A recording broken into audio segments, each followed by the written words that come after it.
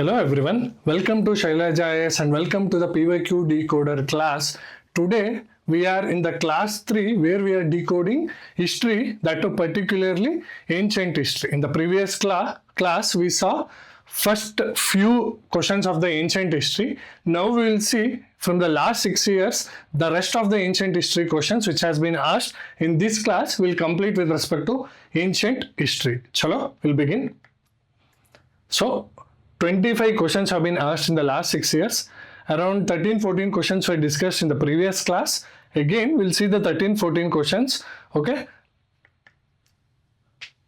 Now, previously we had seen with respect to Harappa, okay, the sites, Vedic, Jainism, Buddhism, okay, the Hindu philosophy, the Mauryans. Now, the rest of the ancient philosophy will start from, okay, this is the fourth important theme, which is Guptas, Post-Guptas, the kingdoms, okay, the complete society, economy around it, and literary scholars. All these are very important where time and again questions are getting repeated again. Okay, foreign travelers. Questions has been coming from foreign traveler. During Mauryas also, okay, Greeks were there. During Guptas, Post-Guptas, okay, Chinese scholars started coming. Question has been with respect to Fa-hien, or Fa-hien. Fa-hien, the Chinese pilgrim, traveled to India during the reign of, who was the king they are asking? Samudragupta, Chandragupta II, Kumaragupta I and Skandagupta. So here the answer will be Chandragupta II, direct factual. But you have to know other important things with respect to Samudragupta, Kumaragupta I, okay, Skandagupta, Huns attacked, right? Huns, Shakas, all this attack also started under which king you have to know. So the king important characteristics are what happened in the part in that part of the history becomes important. So Fa-hien visited in 399 to 412 CE. Chandragupta II or Vikramaditya was the king. Okay, his goal was to collect Buddhist scriptures across India. Next, with respect to regional fragmentations, how kingdoms got fragmented, post-Gupta era questions again asked in 2021. From the decline of Guptas until Harshavardhana. Okay, it is all 6th to 7th century. From 500 AD till, okay, 650-700 AD, early 7th century, which kingdom were which kingdoms were there in the North India? Early 7th century from the, okay, Gupta's decline, okay, from 6th century to early 7th century. Guptas of Magadha, yes, Guptas were reduced and they were reduced only to Magadha. First statement is correct. So you can eliminate here directly. 6 kingdoms are given. If first statement is not there, that option, you remove directly. Now you will end up with A or B. Your chances are 50-50% here. Right. If they are given pair, then it will be a bit tricky. But now since options are there in 2021, so you could have eliminated directly. Then Paramaras of Malwa. Pushyabhutis of Tanesar. Yes, the Sungas, the Pushyabhutis were the direct, after Guptas, were the direct feudatories who took over the, okay, Tanesar region. Then Maukaris of Kanauj. Yes, they were also there. You should map all the kingdoms with respect to timeline. Yadavas of Devagiri. Maitrikas of Vallabhi. See, Yadavas came around 11th-12th century. 11th, 12th century. So 5 is wrong. If 5 is wrong, this statement also will be wrong. Answer will be 1, 3, 4, 6. And Paramaras of Malwa, right? Paramaras of Malwa also came in 8th or 9th century AD, not in 6th and 7th century. Direct feudatories will be Guptas, then Pushyabhutis, okay, then Maukaris of Kanauj and Maitrikas of Vallabhi. So 4 out of 6 are correct. Normally 5 statements are given, 3 will be right. If 6 are given, 4 will be right. These are thumb rule. However, you have to go with first knowledge. First knowledge, then these are just a thumb rule.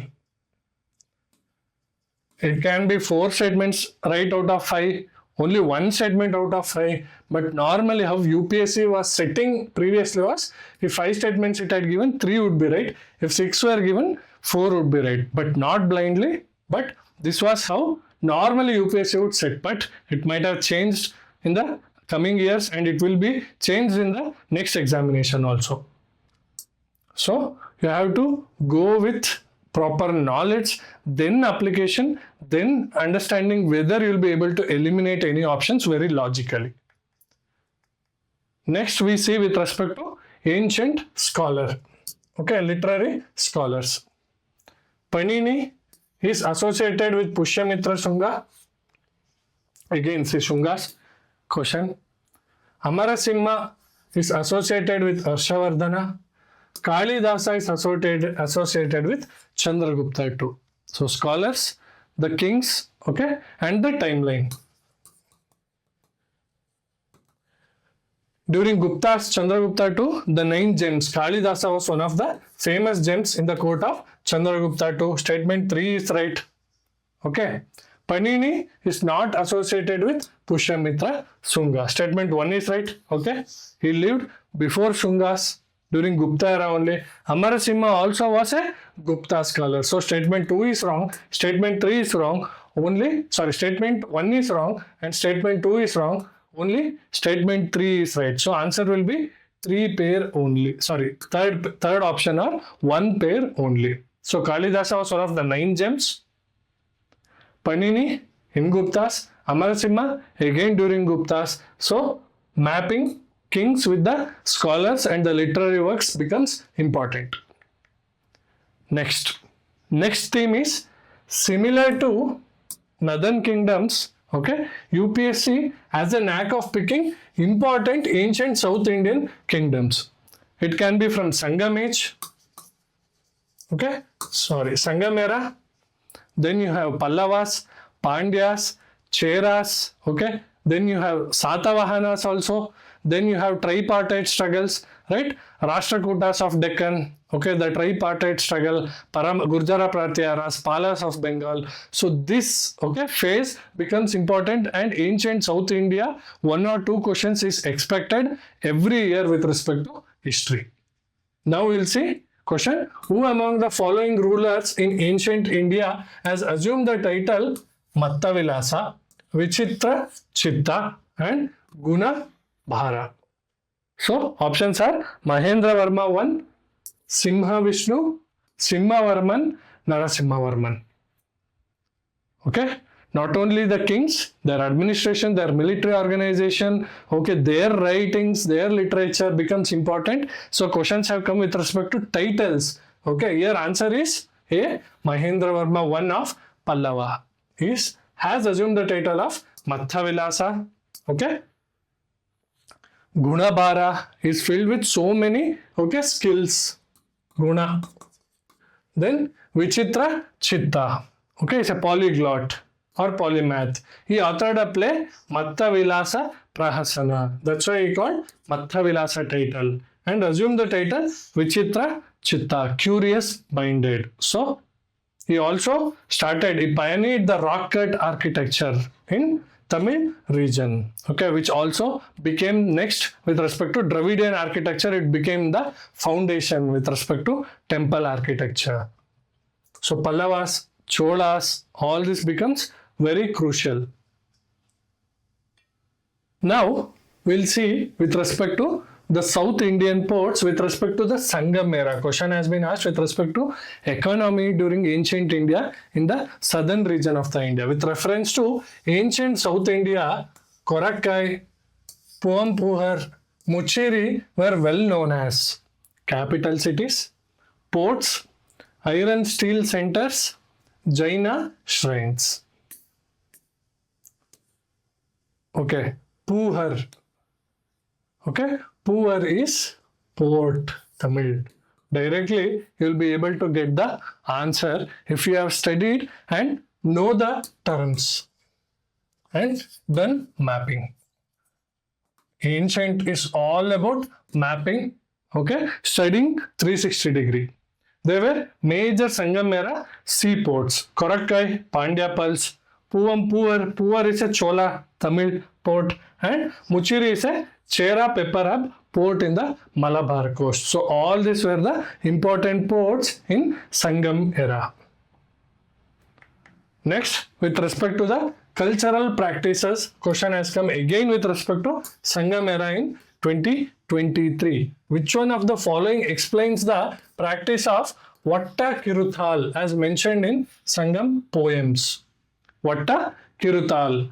Kings employing women bodyguard. Okay, see some practice. Is it a practice? Learned persons assembling in royal courts to discuss religious and philosophical matters. Again, it is an event. Young girls keeping watch over agricultural fields and driving away birds and animals. Okay, very lame statement. A king defeated in battle committing ritual suicide by starving himself to death. A ritual, a practice.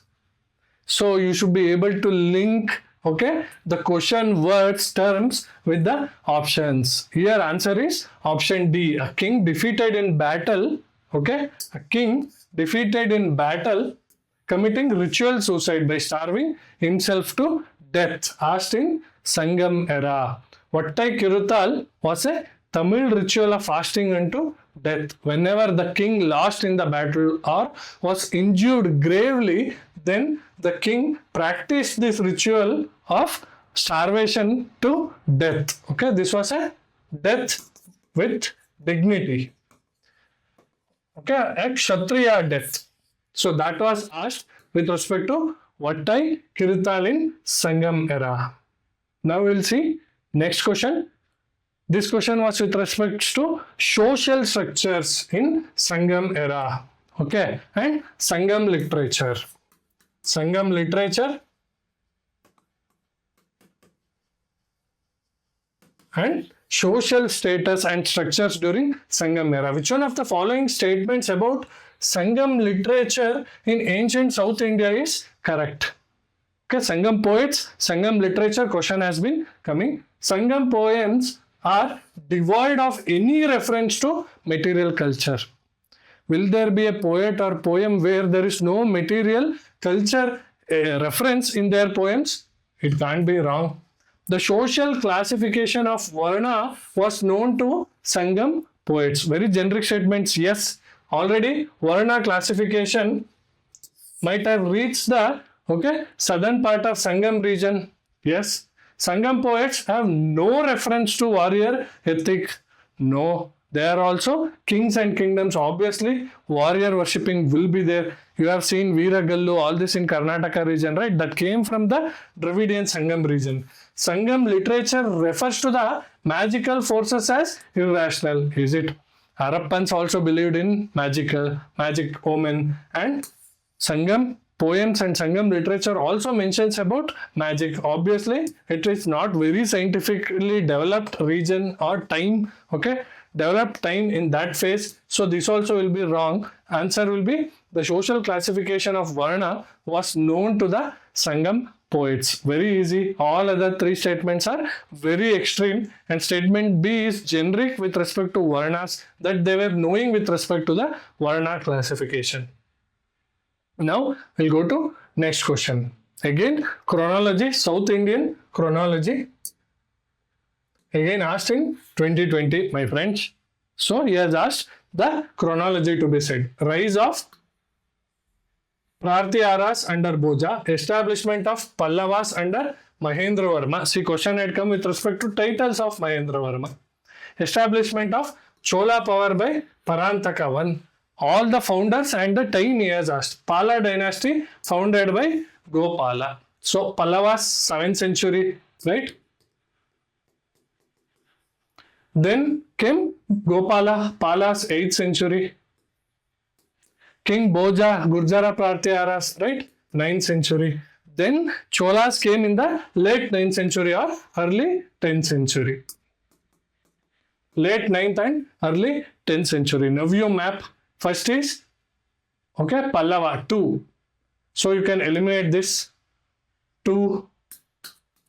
Then you have Pala 8th century to 4. So answer will be option 3. First is Pallavas, then Palas 2-4, then Gurjara Pratyaras, finally Cholas. So answer will be option 3. Timeline mapping, again question has come repeated again and again. Now with respect to ancient society, law, we saw Kautilya's Arthashastra in the last class. Question had come. Here again with respect to society, law, technology, okay, question had come. Okay, in 2025, technology with respect to Araghatta, which was asked in 2016 or 17 also, same question was asked with respect to Araghatta. What is Araghatta? Okay, it's a water wheel, large wheel, earthen pot tied to outer ends of its spoke. Okay, Araghatta is also called Persian wheel. So, like this, with spokes, water used to it and the wheel used to rotate. Direct question asked in PYQ, again repeated in last year 2025. It's a Persian wheel, significant mechanical advancement happened. Okay, it consisted of vertical wheel with buckets dipped into water and it used to discharge the water. It is used in irrigation, the irrigation device. Clear? A Persian wheel having earthen pot to lift the water and rotate using spoke wheel. So next question we'll see with respect to civil laws and Hindu schools, that with respect to the laws. Consider the following, which of the following is correct regarding Mitakshara and Dayabhaga schools. Mitakshara was the civil law for upper caste and Dayabhaga was the civil law for lower caste. Have you seen any division and a book or law formed for especially for lower caste? Okay, normally it was not there, still existed. So statement 1 is wrong. In Mitakshara, both were for all the castes and there were no caste division based on the civil laws. In Mitakshara system, the sons can claim right to property during the lifetime of the father. Yes, Mitakshara talked about property rights, okay, when the son was born or when the daughter was born. When the son was born only, Mitakshara system included property rights. However, Dayabhaga system is only after death of the father. Once father dies, how land property should be divided among the sons, okay, that was discussed in Dayabhaga. Statement 2 is correct. Statement 3, the Mitakshara system deals with matters related to property held by male members only of a family, whereas Dayabhaga system deals with the matters related to property held by both male and female members of the family. This is a classical trap. Okay, one did only one, but the other did both. Classical trap. Both Dayabhaga and Mitakshara spoke about, okay, women's status in inheritance and Stridana, property or land to female, Stridana. Both Dayabhaga and Mitakshara spoke about Stridana, and the classical trap that Mitakshara spoke about female having rights, okay, like that, and Dayabhaga did not speak, or the reverse. He is keeping a classical trap that one did that but the other did not do that. In fact, both will have the aspects of Stridana or properties for the female. So statement 1 is wrong, 3 is wrong.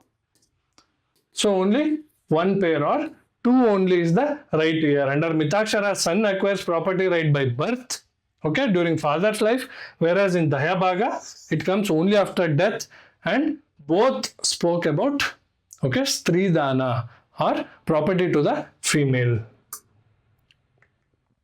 Next, Gupta's land units. Questions have come again.